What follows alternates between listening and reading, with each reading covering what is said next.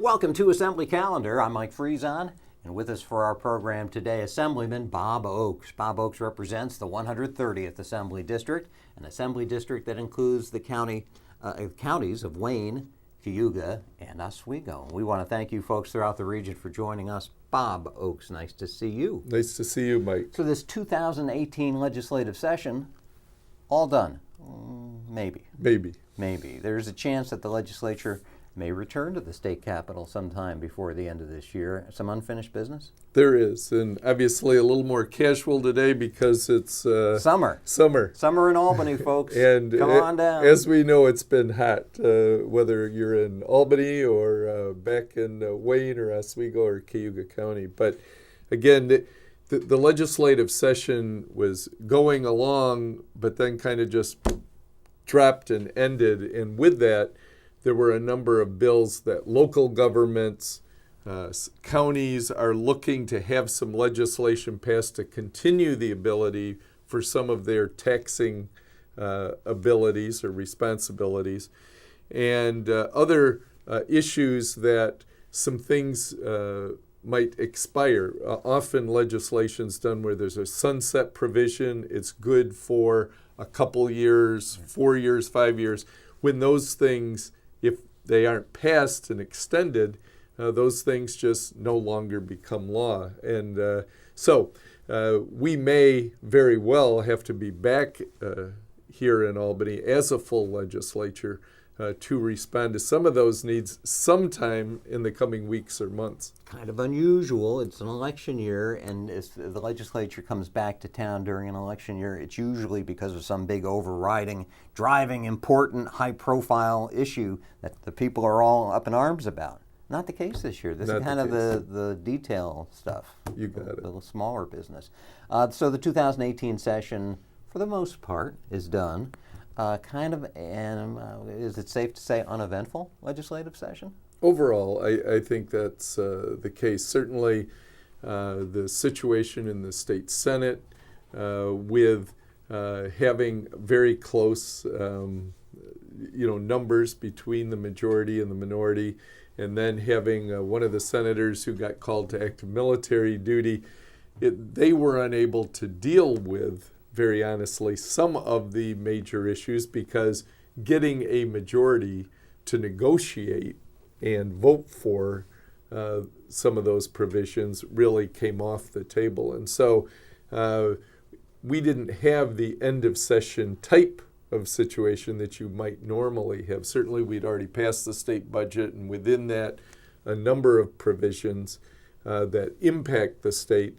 But outside of that, some of the things proposed, and very honestly, some of the things people were talking about weren't the types of things that I was gung-ho to say we ought to be doing anyway. And so, to me, not the most disappointing situation that maybe some of those big-ticket items weren't dealt with. The Assembly does have that reputation as being kind of a big spending, left-leaning legislative body. So, and you're not that way. You haven't been that way. That would be the case throughout my career, pretty much. And speaking of your career, it hasn't been an uneventful session altogether, because there was the announcement that came out this year that after January 1st of 2019, Bob Oaks will not be representing the 130th Assembly District. Well, certainly it's been an honor to do that for those 26 years. Certainly when I started, I had no idea that would be the type of both career path and public service path that I might take. But as it's unfolded, it's been a great honor and opportunity to serve the people of the 130th Assembly District, represent them and our region in the state legislature. And the opportunity to be their voice and also to try to represent them in a way that respects them and respects the legislative process. Sometimes political business is bare knuckles, as you might say, but at the same time, it is the way we do business, and having an impact on that, whether you serve in the majority or the minority, I've tried to figure out a way to have an impact on that, make a difference, and overall, as I look back, I've felt good, I think, about that career. Well, you've seen a lot of different people come and go here at the state capitol, different governors, Cuomo, Pataki, Spitzer, Patterson, another Cuomo, lots of different members of the state legislature. But some of the issues, I would suppose, kind of have seen the same. I mean, education, always, healthcare, some of the things that we're going to be talking about as this program continues on today. Let's start with education. In fact, let's look at something you said on education once, and we'll come back and we'll be talking more about what's going on here at the state capitol with Assemblyman Bob Oaks. One of the things that BOCES makes a great difference in my district, where there's 16 school districts, a lot of them small, is it's a cooperative effort. That's what BOCES stands for, Board of Cooperative Educational Services. It's a cooperative effort to bring those services together where a small district can't offer them by themselves, so Jennifer can get the program she wants while still in high school, along with the other schools. But we've got some real problems with BOCES. I don't think simply to say, let it go, let's stand where we are. This is a good opportunity for us now to talk about BOCES, to maybe look at making some of the reforms that are needed, but let's not throw the baby out with the bathwater. I want people like Jennifer to be able to get the programs they want. Yeah, all right. So that's our little joke for Bob Oaks today. That cut was from 1993, his first year here in the state assembly.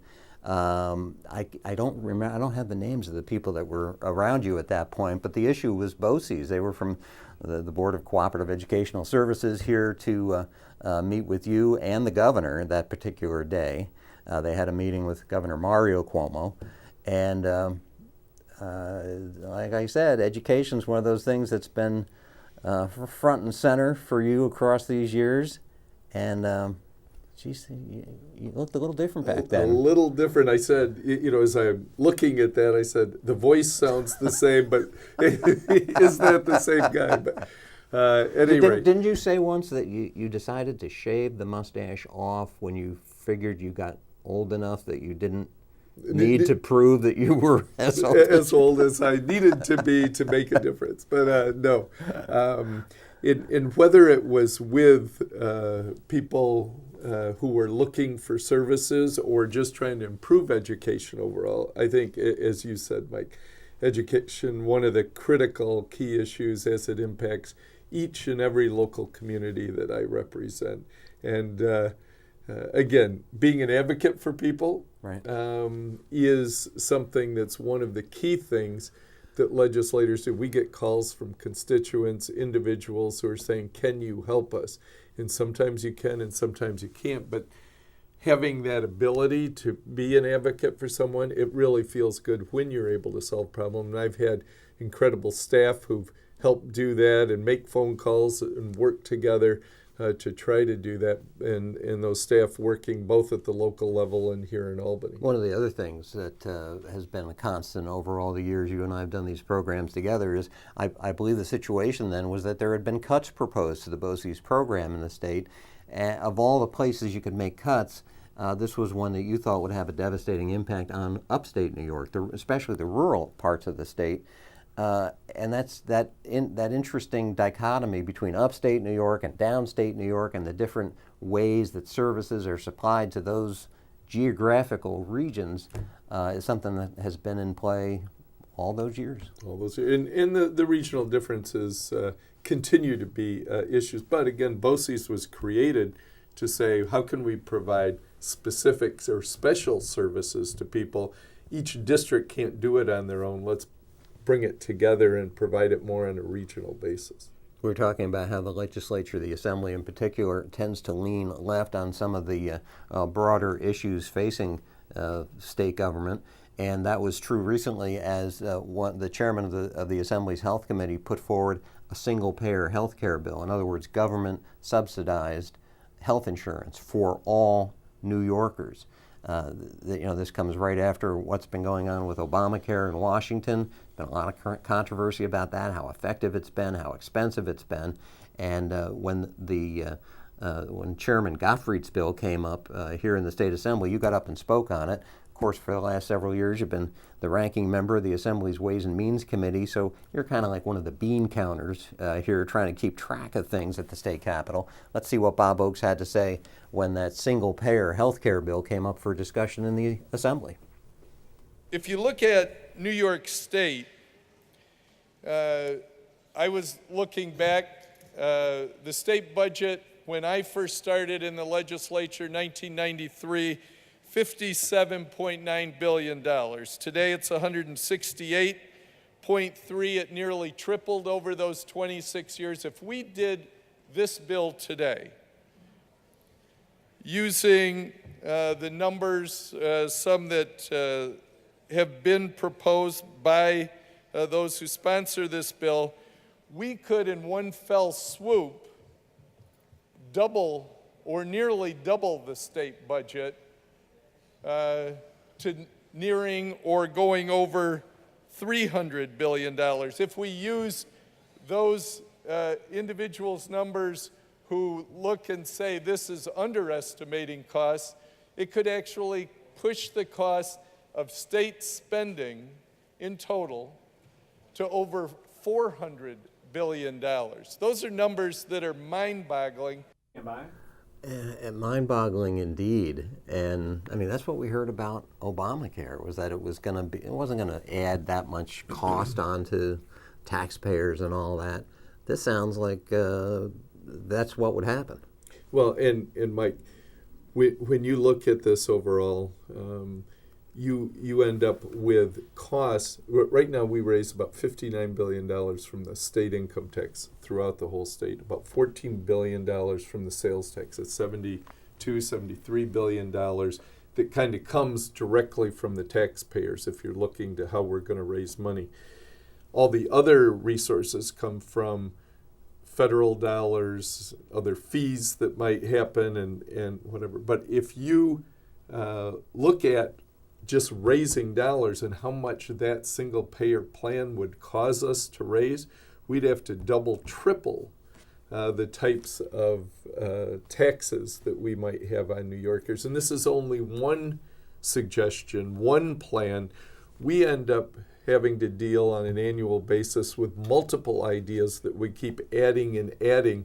I had mentioned also in those remarks you didn't show as saying I had never used the word trillion dealing with the state budget, but this program could actually cost up to $250 billion, $250 billion.